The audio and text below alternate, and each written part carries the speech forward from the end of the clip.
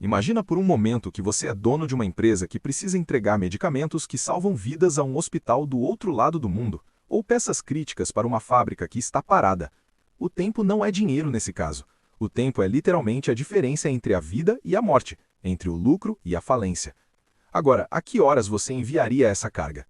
A resposta que provavelmente você não esperava é durante a noite, quando o céu deveria estar mais calmo e menos congestionado. Mas há muito mais nessa história do que parece à primeira vista. Durante décadas, a aviação de carga tem operado sob um modelo que muitos passageiros desconhecem completamente. Enquanto você dorme em casa, milhares de toneladas de mercadorias estão cruzando os céus em aviões especializados. Produtos frescos que precisam chegar antes de estragar. Tecnologia de última geração que deve estar nas lojas em um momento específico. Documentos urgentes que não podem esperar. Medicamentos que salvam vidas. Peças de reposição que mantêm as máquinas funcionando. A lista é interminável, e tudo isso tem um denominador comum: horários a cumprir. As companhias aéreas de carga não escolhem voar à noite por capricho ou romantismo. Essa decisão é fundamentada em uma matemática econômica brutal e em realidades operacionais que fazem as noites serem infinitamente mais valiosas que os dias para esse tipo de operação. Quando o sol se põe, os aeroportos passam por uma transformação dramática que a maioria das pessoas nunca presencia. Durante o dia, os aeroportos são um caos organizado. Dezenas, às vezes centenas de aviões estão no ar, esperando sua vez para pousar. Nas pistas, os aviões fazem fila como carros em uma rodovia congestionada. Os serviços de controle de tráfego aéreo estão no limite da capacidade.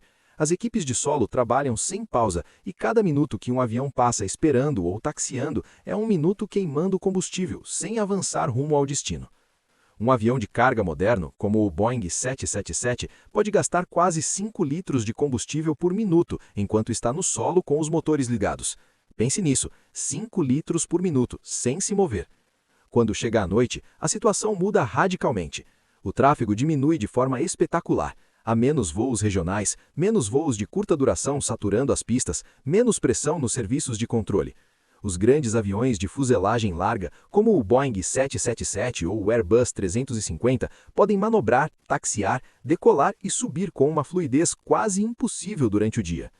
Cada minuto economizado no solo é dinheiro no bolso da companhia aérea. Cada segundo que o avião pode estar no ar, em vez de esperando em uma pista, é uma vitória econômica. Mas a eficiência operacional é só o primeiro ato dessa história. Existe um segundo fator igualmente importante, que tem a ver com a física pura e simples. Durante a noite, o ar é mais frio. Isso pode parecer um detalhe pequeno, algo que alguém poderia ignorar, mas na verdade é crucial para entender como funcionam os motores dos aviões. Os motores funcionam com ar comprimido e combustível. Quanto mais denso o ar, como ocorre com temperaturas mais baixas, melhor o desempenho do motor. O ar frio é ar denso, e o ar denso significa que os motores podem gerar mais empuxo com a mesma quantidade de combustível. Isso se traduz em uma vantagem operacional significativa. Os aviões de carga podem decolar com cargas mais pesadas durante a noite, podem alcançar altitudes de cruzeiro mais rapidamente e manter uma operação muito mais fluida e previsível. Além disso, com menos aviões no ar, a probabilidade de atrasos diminui drasticamente. Ou seja, para uma empresa que depende de entregar carga em uma janela de tempo específica, essa previsibilidade é ouro puro. Agora, vamos falar de algo que a maioria das pessoas não considera: as correntes de jato. Esses são rios de ar que se deslocam a velocidades de até 442 km por hora na atmosfera superior. Existem 4 correntes de jato principais na Terra, e elas afetam o tráfego aéreo de maneiras profundas. Quando um avião voa com uma corrente de jato, o vento o impulsiona, reduzindo o tempo de viagem. Quando voa contra, há mais resistência e a viagem se prolonga.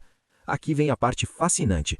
Durante a noite, a atmosfera é mais tranquila, há menos turbulência térmica, o que permite rotas mais eficientes. Os planejadores de voo fazem malabarismos para evitar as zonas de maior resistência e não gastar combustível extra. Os pilotos recebem atualizações em tempo real sobre a localização das correntes de jato e ajustam ligeiramente o rumo para ganhar minutos e economizar milhares de litros de combustível.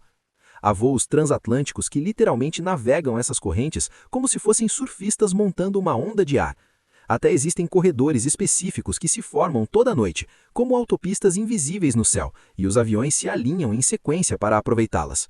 Quando você viaja à noite em um cargueiro, não está apenas cruzando o mundo enquanto o céu está escuro.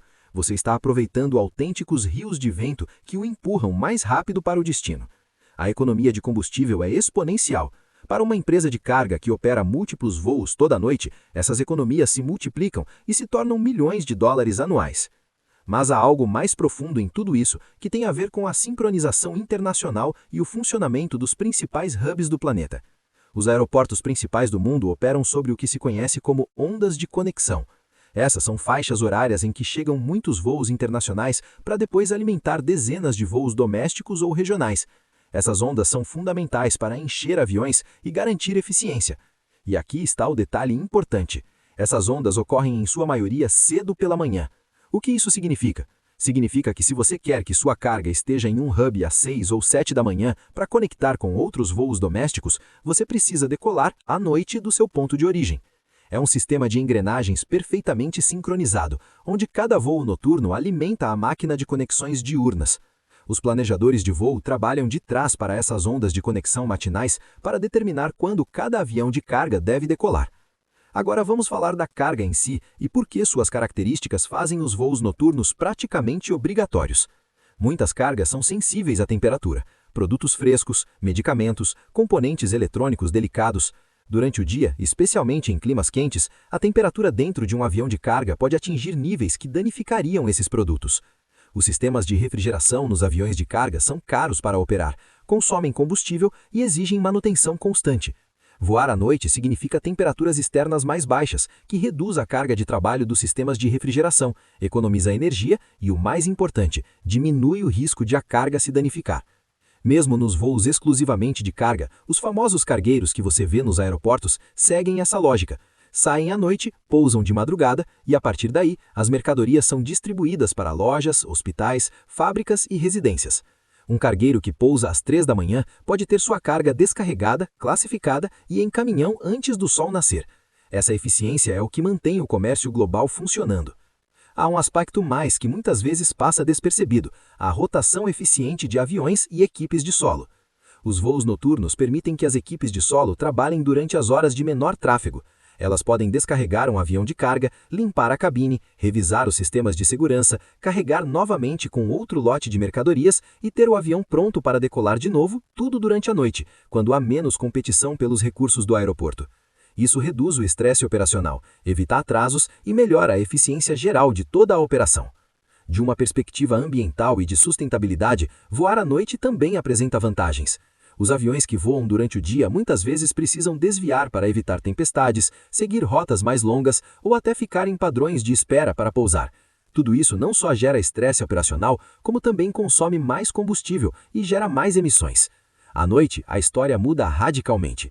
Há menos voos comerciais, menos tráfego em rotas-chave e mais espaço para manobrar livremente. Isso permite que os pilotos voem de forma mais direta, alcancem altitude de cruzeiro mais rapidamente e mantenham uma operação muito mais fluida e previsível. A infraestrutura aeroportuária também está desenhada para suportar operações noturnas.